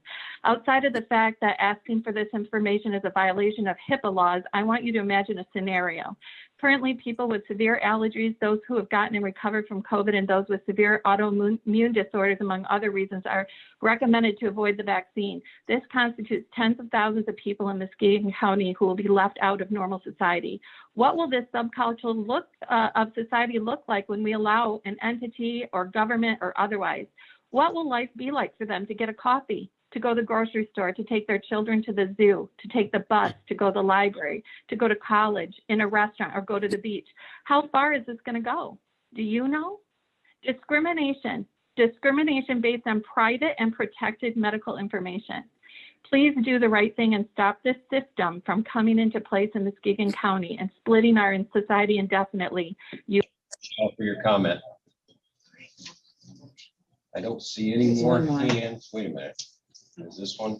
755. 231-755-2723. Do you have your hand up? Unmute your phone. Go ahead. Hi, this is Ann. Can you hear me? I can hear you now. Well, finally, I couldn't get in online. So anyway, commissioners, I think it's time we be proactive and not reactive. This is real with these passports. Evidently, a number of you haven't been listening to the news and paying attention. That is an embarrassment. This is a form of reclassification. It is against the Constitution. We don't know that this isn't going to be enforced. So what reason would you have for not passing this resolution? It would give the people of Muskegon County reassurance that you stand with us against this type of passport. We don't need this. And Chairman Bob Skolink, I would ask that you go back to the last meeting. You did say that you would be against any type of passport. So I encourage you, please, to consider this resolution again or bring up a new resolution. The information in this resolution was fantastic and accurate. And by the way, I've been on the meeting for the whole time. So I wasn't just here for this portion.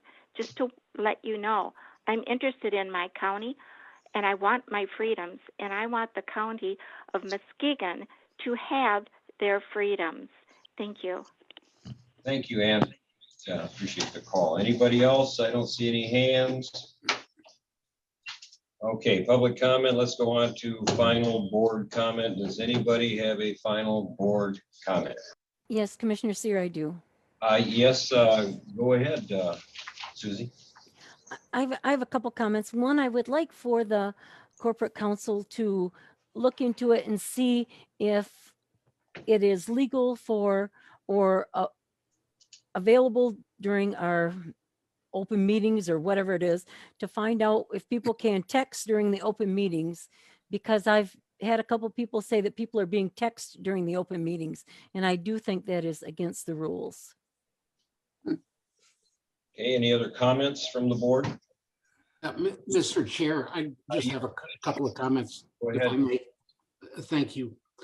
You know, we have no control over the national rules regarding if there even was to be passports, but I believe I heard the president say he was against passports. So I understand that people are concerned they're going to happen, although we've been assured by the man that would have the ultimate power over that there won't be. I also want to say that I have received a lot of comments, either phone calls, people talking to me. Yesterday, I must have talked to 20 people at the ribbon cutting. I've gotten I've gotten text messages, I've gotten Facebook messages asking me to stop this constant bringing things up at meetings, and they're calling it a circus, and get back to doing what we're here for, which is county business, not running the federal government. And here we did it again.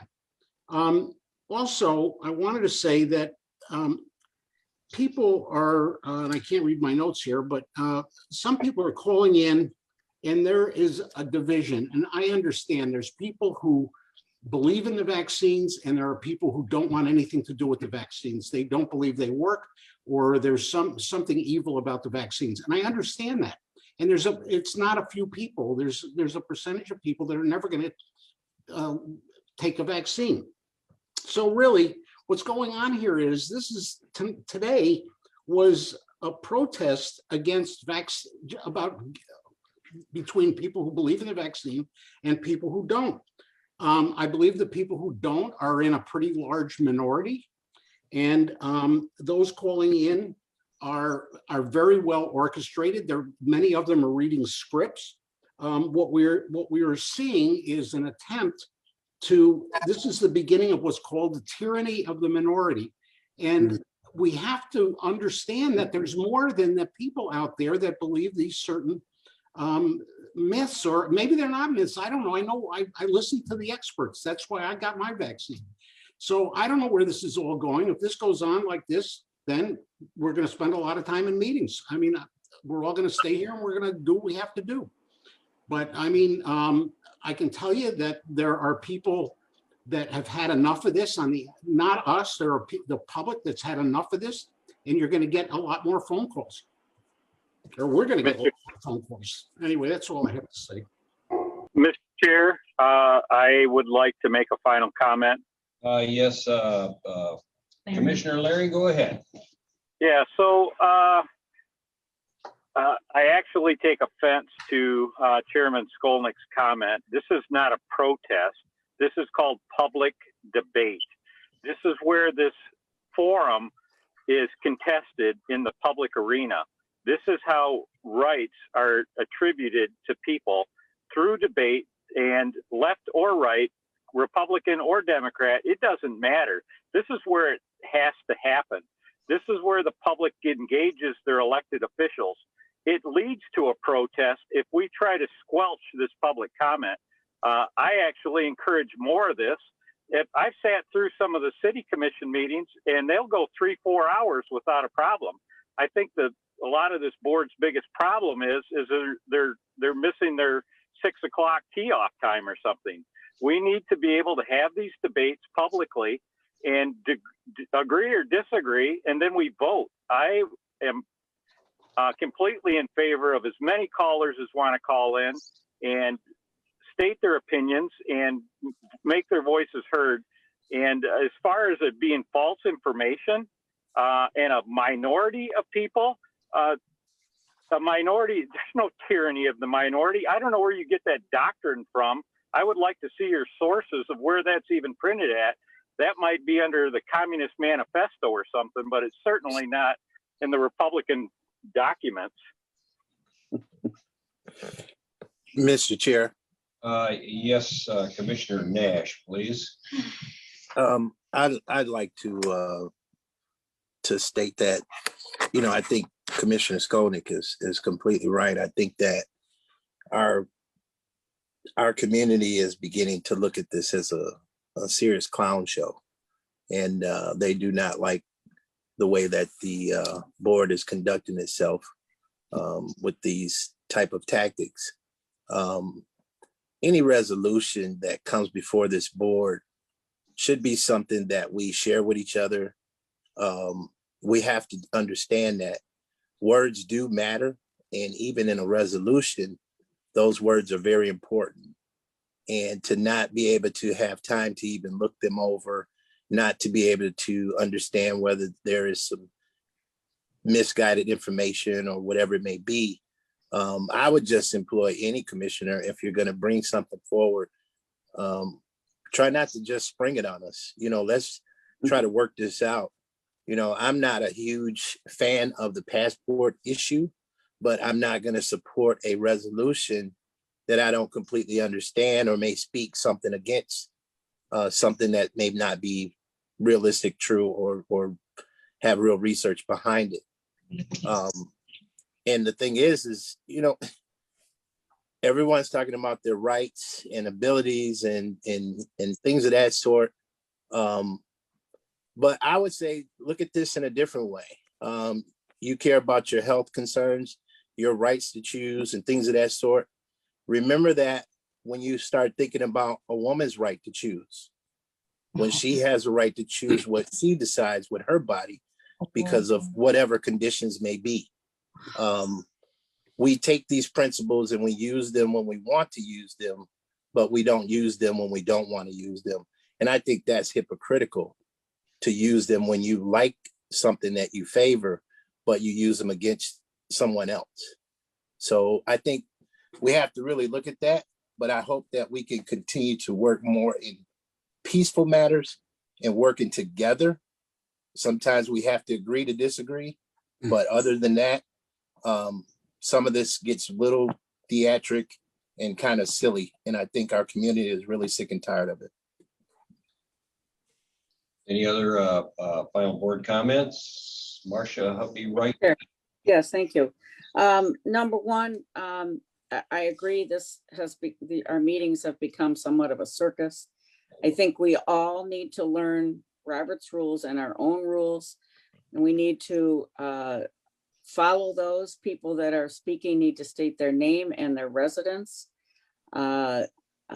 These springing resolutions on us at the last minute is not a way to run the county. This was could have been done ahead of time, and it's not respecting our need to look at it and think about it. I don't know how I think about passports. I think some of the concerns that people raised about medical problems and personal preference, etc. There could be a way around it. As far as I know, it's only been businesses that are requiring passports, sports games and whatnot, and I think cruise lines, but I don't know of any governments that have done that, and we haven't. The first we heard about it is from those of you supporting this resolution, but I'm not going to vote for anything that has sprung on us like this, where I don't have a copy of it ahead of time and a chance to think about it, ask questions of the maker, etc., check the facts. And but I do think, having served in the legislature for 6 years, I was in the minority the whole time. And we always had to, sometimes you have to dig deep to find issues that that both sides can agree on, so we can get bills through. And I was able to do that, but it takes a little bit more work. And but some of these, the succession issue, the social passports are sprung on us, and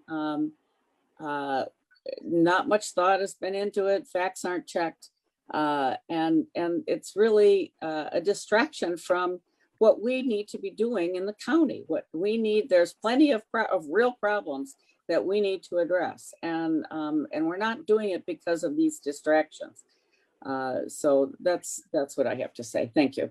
Thank you, Commissioner Howie Wright. Mr. Chair, I have another comment, if I may. Commissioner Laring, go ahead. So it seems to be a clown show when we pass a resolution, but when you pass welcoming resolutions that are hidden from everybody, or you pass resolutions condemning a Trump rally on January 6th, those aren't clown shows. But when we try to pass a resolution, those are clown shows. So I just take offense at your projections. Secondly, Commissioner Nash's comment about a woman's rights, I am totally in favor of a woman's rights, particularly the most vulnerable women in our society that just their physical address happens to be in their mother's womb. Those are the rights I'm most interested in. And we, as fundamentally, are constitutionally denying a human being's constitutional rights and their right to life, liberty, and the pursuit of happiness by ending their life in their very early developmental stages. And that's the end of my comment. Thank you. Thank you, Commissioner Laring. Any other comments today? Mr. Chair, I had one more comment. One more from Mr. Nash, and then we're going to move on. Most of the places that were mentioned today regarding this passport are in other countries. There is no one in this country that's trying to make this happen. There was talk about that with private businesses, and they have even backed off of this issue. So I just wanted to make that known. Thank you, Mr. Nash. Final comment, I would like to say that I would encourage all of you that are on the board to read this resolution and the attached documentation that goes along with it. I just brought up a USA Today news article from March 26, 2021 regarding COVID vaccine passports. New York is the first with vaccination proof system. So work is already into it. St. Vincent is in another country, but they did have people that were basically quarantined to the island and not let off because they weren't vaccinated. I saw another article yesterday that said 40% of a group of Marines that were interviewed said they would not take a vaccine passport. So let's just, I don't think, unfortunately, that this is a dead issue. I think it's a human rights issue. It's an issue that, goes against our Constitution. And I just think we need to get a little bit more informed and keep our eyes open as to what's coming down the road. Any other board comments at all? Motion to adjourn. There's a motion to adjourn. Everybody wants to say aye. Aye. Aye. All opposed? I'm opposed. Okay, well, you can stay on, Bob. See ya, buddy.